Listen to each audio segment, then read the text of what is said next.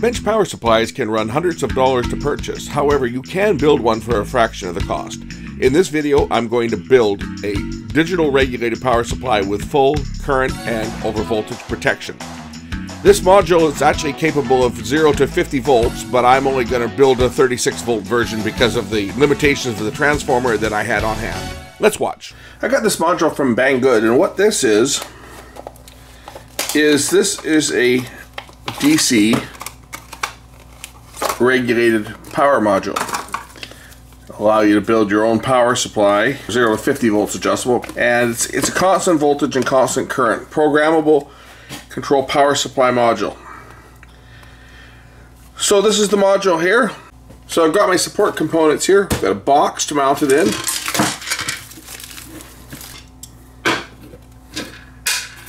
Okay, so I'm going to mount the transformer. I think it'll fit in here. I had to get a box of this height just to hold this transformer, and this is a 2 amp secondary volt, 25.2 volts. We won't be working with the center tap because I'm going to use a full wave bridge rectifier. This should allow me to have basically 0 to 25. It'll probably be a little bit higher. It's probably going to be closer to about 30 volts by the time we're all done here, but I'll have full control of it. We're going to mount this inside the cabinet. We'll mount the transformer, and I've just got a basic bridge rectifier, filter capacitor. It's a 3300 microfarad rated at 40 volts. A couple binding posts. We'll mount those on the front here as well.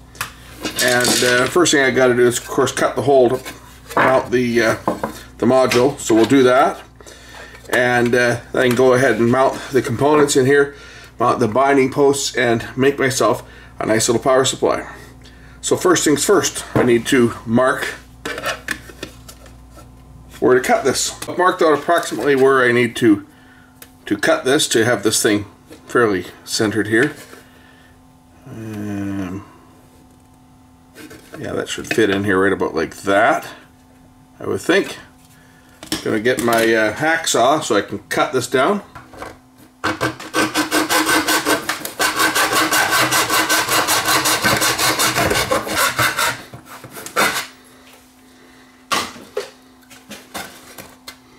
Now, we're going to score the plastic here, and it should, once I score it, it should just snap over. It'll snap over. And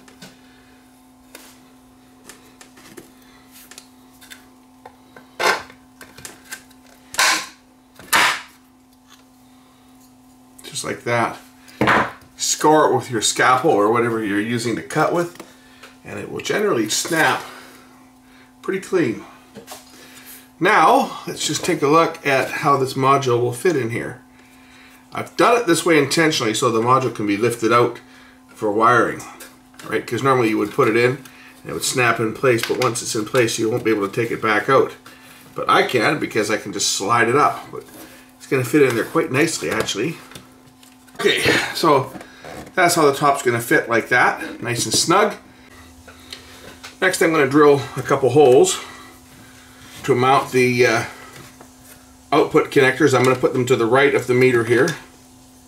We'll just make the hole a little bit bigger.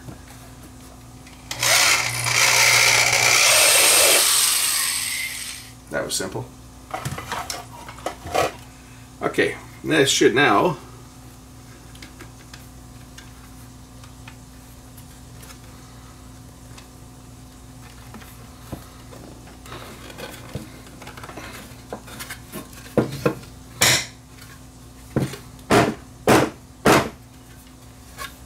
that one's in. Okay, now I've got my wire binding posts installed. Next, we'll wire it to the module, and then we'll work on getting the transformer and the power supply, rectifier, installed. And those components are just going to be screwed down to the back here. I'll find a place to mount the transformer. Tin the wire first.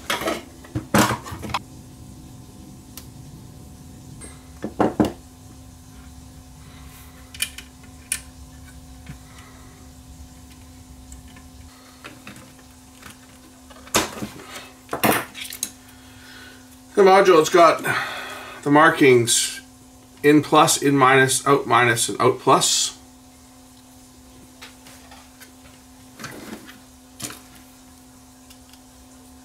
So this is obviously the out minus.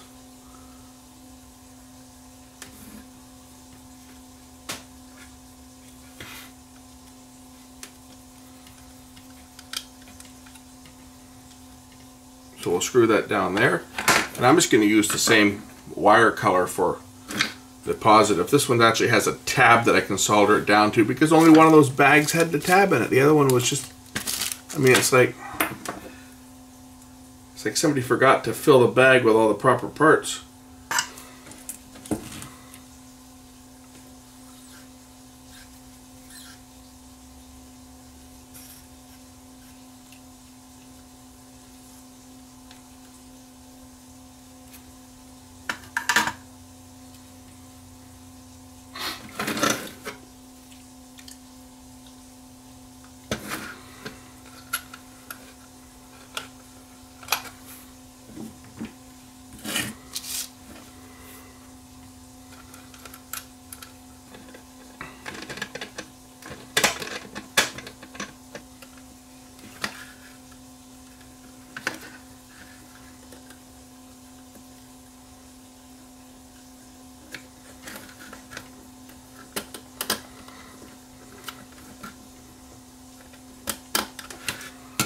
There's that. Now I just have to find a suitable cord to use. Yeah, I got to salvage one of these cord sets. These things are a dime a dozen. I've got tons of them. So we'll just cut the end off this. So I use the wire for two purposes. One, to bring power in, but I'll also use it to interconnect. So we'll just drill a hole in the back here to bring our power in for the power transformer.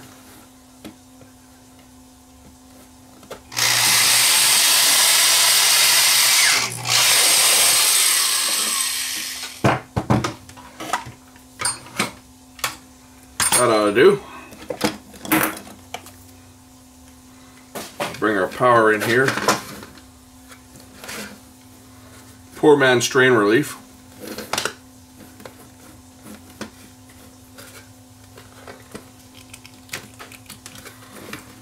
There. That ain't going nowhere.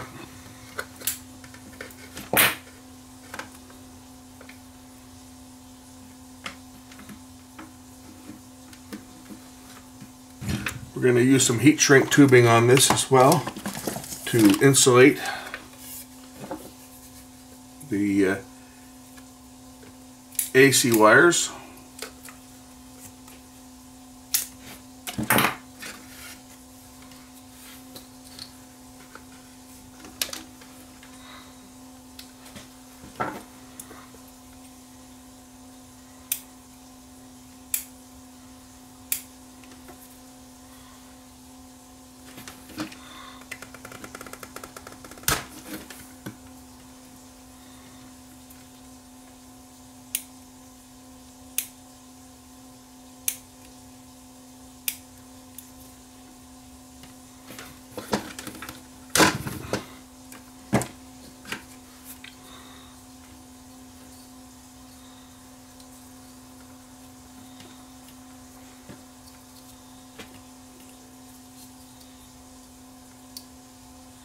I know I can hear somebody screaming already, fuse, where's the fuse? The hell with the fuse.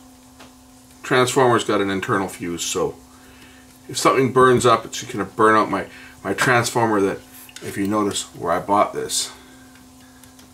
You see that? Radio Shack. This came from Radio Shack. I've probably had this transformer for 30 years. This would have been probably the first power supply that I ever built. And I was probably still in high school when I built this thing. I built a power supply. It would have been a 12 volt regulated supply. And that would have been back in the 70s. It was probably for to use a mobile CB radio at home. More than likely that's what it was for. And rather than buy a power supply, I decided I was going to build my own. And I went and bought the transformer and rectifier and regulator. And I don't know whether I ever built it or not. It may not have even ever been built. It may have been just a project that I was going to do and then never got around to doing it. Or I may have built it and used it and then took it apart, salvaged the parts. I found this in an old box that had been sitting in my storage area for years. I was going through a box of stuff and I found this transformer in it. I mean, it looks new. It looks like it, maybe it's been mounted once. It's hard to tell. Anyway, I figured perfect. When I saw this module at Banggood, I thought this would be perfect for a little power supply. A little bench power supply with a little bit more power than the one that they sent me.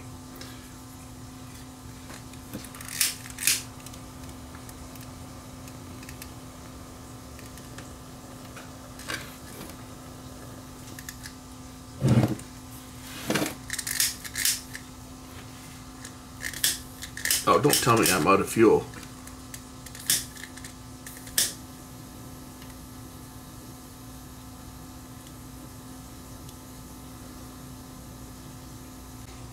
So now we'll prep the bridge rectifier.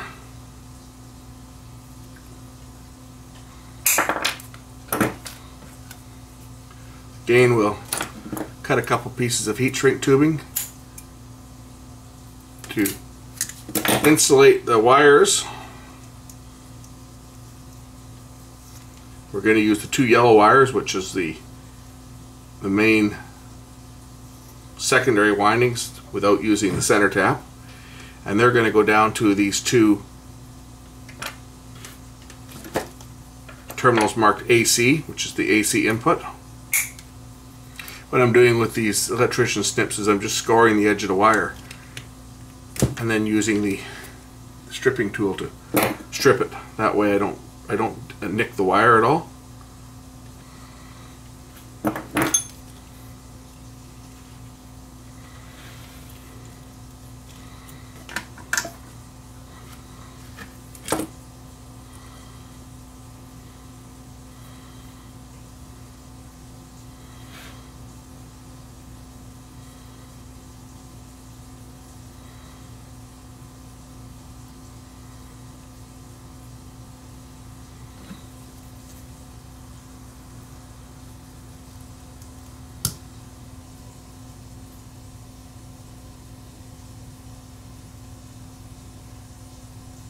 Okay, that's the 2 secondary windings, or the secondary winding from the transformer is connected now. I'm just waiting for this to cool down a bit so I can bring the heat shrink tubing up without it shrinking before I can actually put fire on it.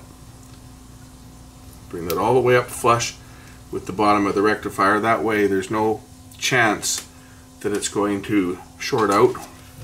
We'll get the fire on here. I should use my heat gun, but I'm too lazy to go find it. Fire works just as good.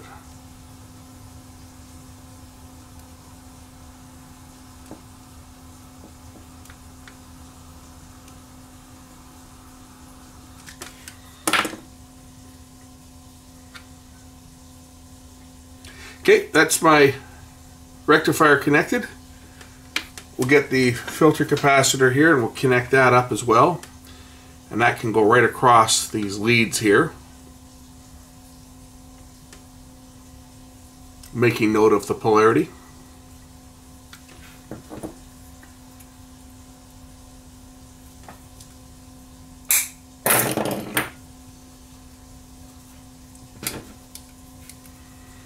We'll just put a hook in the end of each of these wires so that I can crimp it onto the appropriate terminal of the capacitor.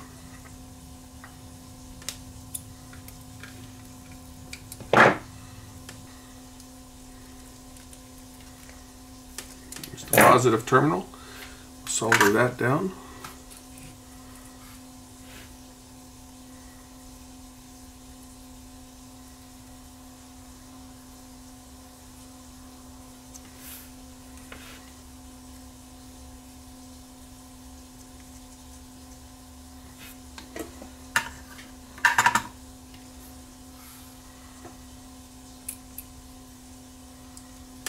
negative terminal.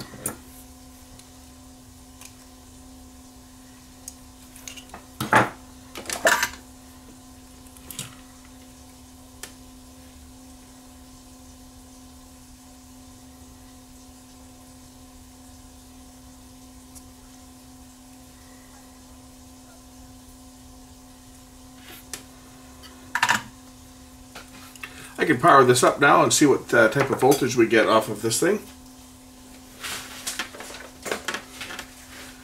So I've got power. I haven't applied power yet, but I've got it plugged in. We'll turn on the meter here and we'll see what type of voltage we get on unregulated, our negative terminal. 37 volts, 37.8 volts, that's pretty good. Capacitor's rated at 40 volts, so we're good to go. You know what's going to happen if I short this, right? We're going to get a big bang.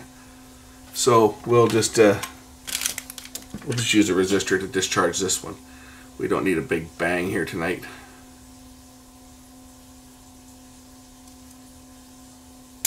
We still got a bit of a spark there into a 1 ohm resistor.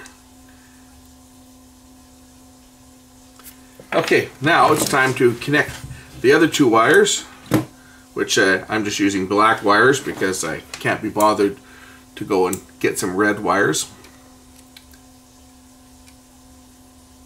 But hey, that's okay because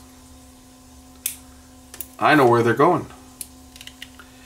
And all that matters is that I know which one they're going to, right? Doesn't matter what anybody else thinks because nobody's ever going to look at this thing. Nobody's ever going to work on it but me. Nobody's ever going to have it apart but me.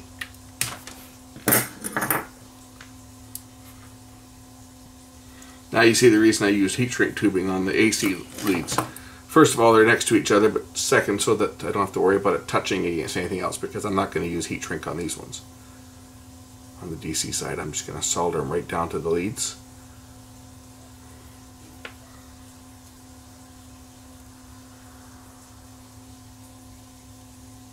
Like that. I may end up using the center tap for 12 volts to create a 12 volt supply for the fan. We'll deal with that.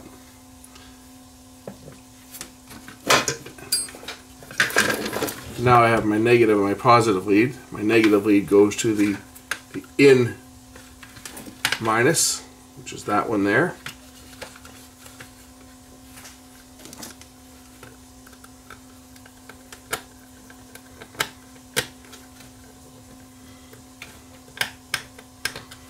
And my positive lead here goes to the in positive, obviously. Like that.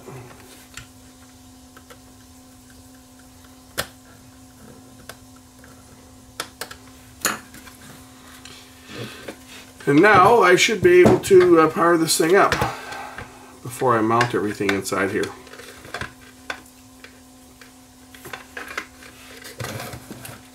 Let's turn on the power and see what happens. Ah, look at that. It's turned on. Now I have to just figure out how to work this thing. Set 5. Okay, it's set for 5 volts. Looks like that's what it's set for.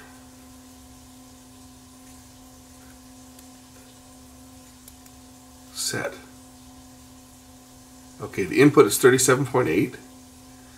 Tells me that right here. Set. Ah, okay.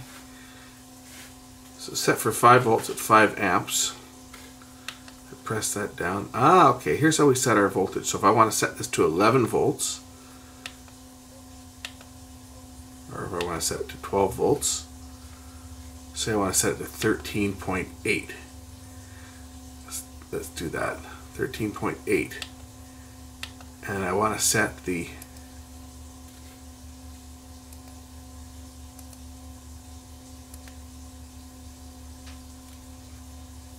down.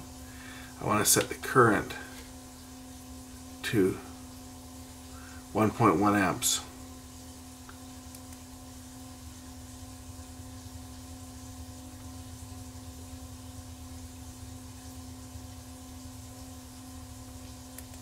I have to read the instructions, I think, because that's the LED brightness for the display.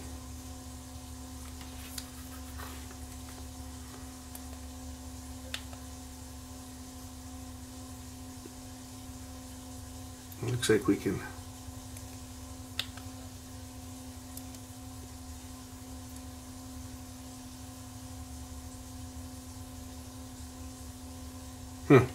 let's just measure the voltage, see if there's anything on the output terminals here. There's nothing there. Oh, is there a button to turn it on and off here? Okay, it should be on now.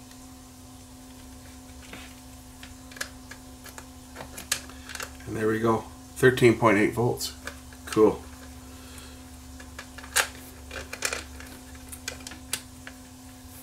If I want to change this voltage down, if I go to set the voltage, if I set this down to 4.8 volts, I got 4.82, and take it right down 1.8. Let's see if I can, how low can I go? 0.2 volts, 0.1 volts,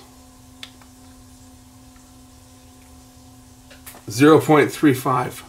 That's pretty cool. How high can we go on this thing, I wonder here? If I crank the voltage up.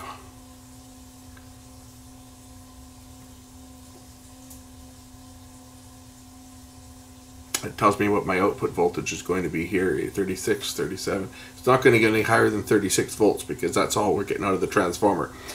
If I had a higher voltage transformer, this would go up as high as 50 volts, but since I have only got a 25.2 volt transformer, we're not going to get any more than 36 volts out of this thing, which is fine because this capacitor is only rated at 40 volts anyway. But hey, it looks like it's working. So I'm going to take this thing down to 12 volts, and I'm going to go find me something. I'll take it for 13.8 because I think that's what most car equipment runs at. I'm going to go find a car radio, and we'll set the output current to 3 amps. I don't know what this one here is. Over voltage protection. Maybe that's what that is. I bet you that's what that is. That's that one is over voltage protection.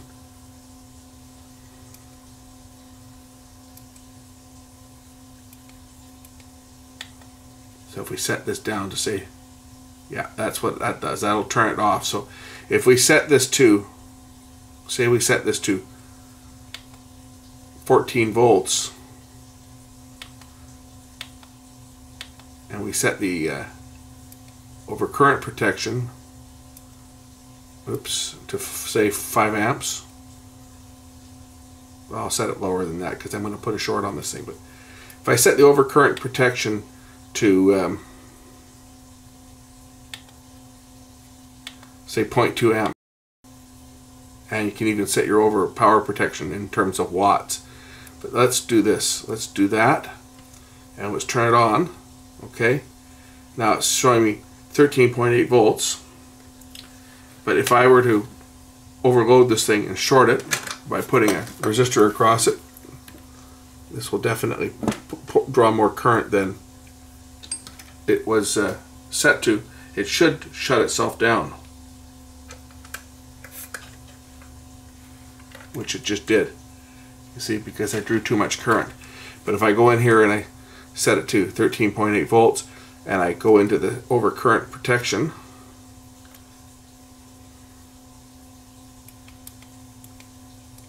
and I say, whoops, and I say set this one to 2 amps.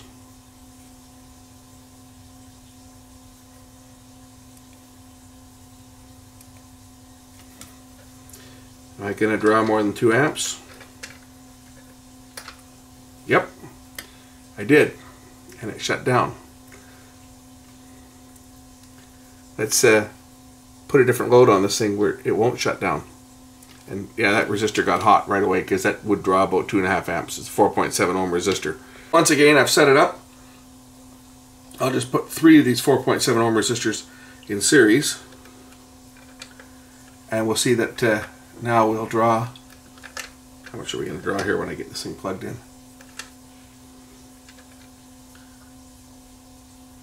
Drawing 0.942 amps.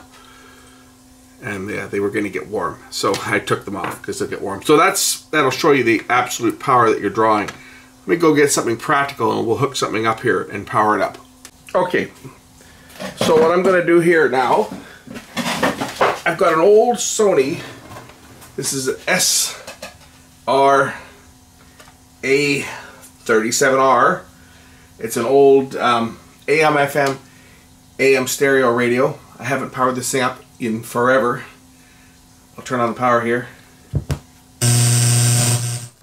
I hooked up to my speakers, to my amplifier. Let's just see what we can get.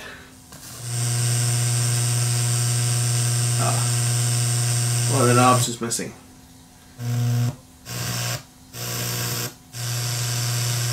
Well, not getting anything on that station. That's supposed to be the sports station, 650. Doesn't come in very good. To work every day, so that's how the story 690 comes in. Let's just see first of all if there's any AM stereo stations. So you can see this thing's drawing 0.311 amps, so 0.3 of an amp, drawing 4.29 watts. That's pretty cool actually. My incoming voltage is 36.06 volts, set to 13.8, the 3 amp maximum, 13.8, 0.31, and 4.29 watts. This is actually looking to be a very promising little circuit. To say I am going to mount that fan on here and get the transformer and everything mounted before I can close it all. I just wanted to test it right now, and that's how it's going to kind of sit together. Let's just see first of all whether I'm able to receive any AM stereo stations. I don't think there are any stations that are broadcasting in stereo, and it is set for stereo mode because that's mono there, you see. So it is set for stereo, so if anybody's broadcasting in stereo, this will light up, but I don't think there are any stations anymore broadcasting in stereo.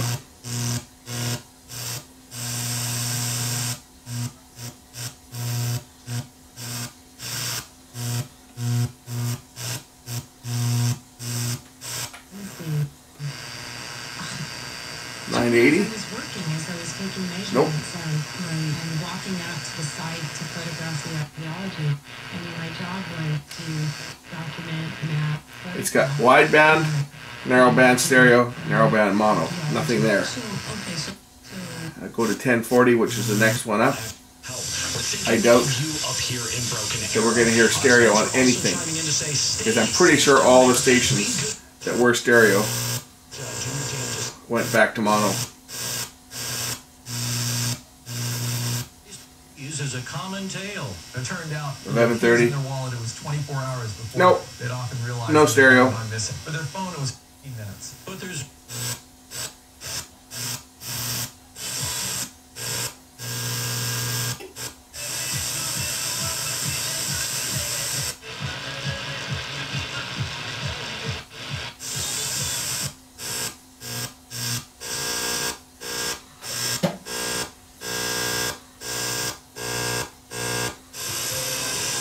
Of course, all that wonderful noise we hear is from my fluorescent lights and DSL signals.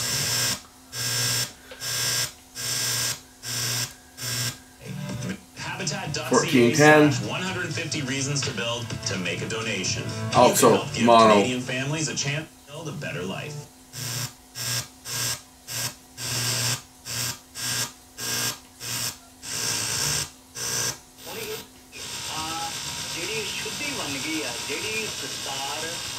No stereo.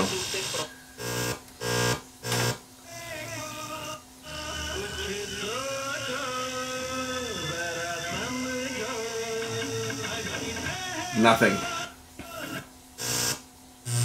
How he manages to do so. I go over to FM. Yeah, well, it's a nice thing to watch for us. So this is a much too brief interview. So when your record is ready. See, a stereo light comes on here when we're on FM.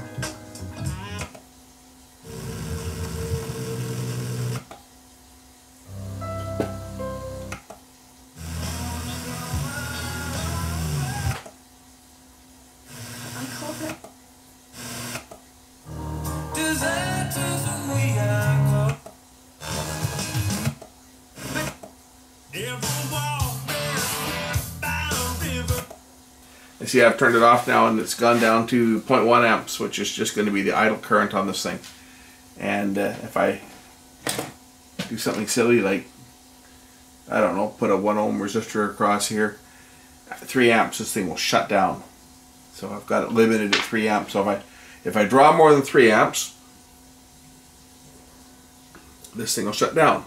If I put these resistors across here, right now, they're going to heat up, but it's going to draw 1.05, 1.03. If I limit the power, if I go back down to set, say what did I say this thing was going to draw when it's running? It draws 0.3 amps when it's running, 0.312. So if I go in here and I go to set, and I go down to set the current, set output, set current at 3 amps, but if I set the overcurrent protection at 1 amp, say, we'll just set it to 1 amp. Or set it to set it to 0.2.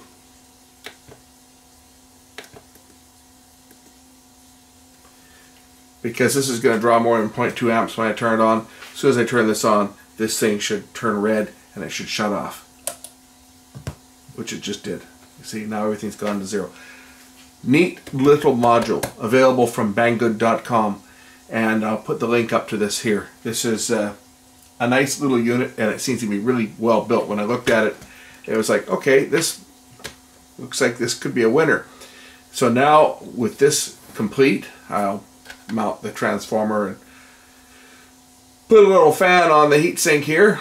But now I have myself a nice little bench power supply that I'll be able to use for future projects and future testing, and it's fully adjustable. As far as mounting the fan, if I take a half-wave rectifier off of the center tap, tie that to my negative lead. I've got the cathode going to the center tap itself. If I tie that down to my negative, put a bit of heat shrink tubing around there too. Okay, we'll just take a piece of heat shrink tubing here. We'll put that around the negative lead. And we'll connect that up to this side of the diode here.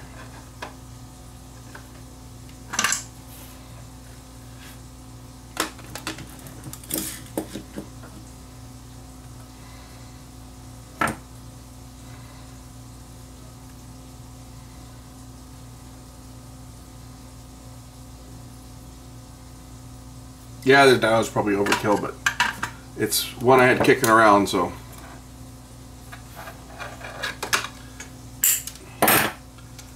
It's one I had kicking around, I can use it.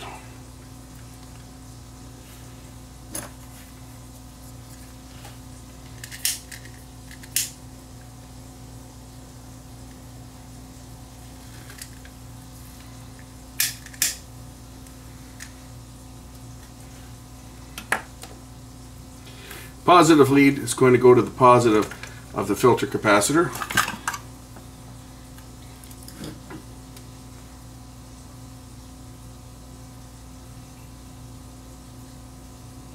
This will give me about 12 volts DC.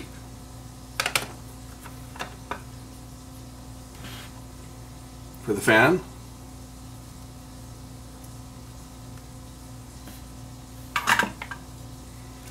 And now whenever this thing is plugged in, the fan will rotate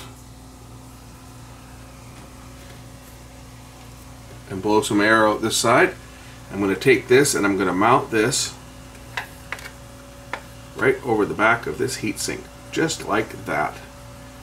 And that will provide a constant source of cooling to this little module. I know someone's probably going to thumb me down for this, but you know what? I don't really give a shit. Okay, I'm going to attach this with some hot glue. And I'm sure people are going to get upset over this, but I don't really care. Because hot glue will hold this in place quite nicely, where it can blow air over the circuit board and over the heatsink quite nicely.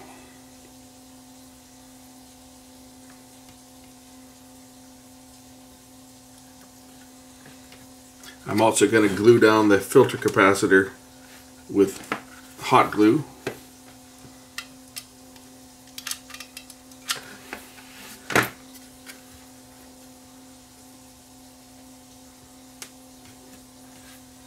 Just like that. Transformer's already secured. Now, when this is on, it's going to blow air over that heatsink. Now I can take the top cover, and I can just set the top cover on, just like that. Put the screws in it. There you go. A completed bench power supply. You can set the voltage, set the current, set maximum current, set over current protection, over voltage protection. Tells me my incoming voltage here. Turn it on and off. At a fraction of the cost of buying one pre-made. Hope you enjoyed this video, and you're going to see this thing on my bench when I'm having to test things. This, I think, will come in very handy indeed. We'll catch you in the next one. Bye for now.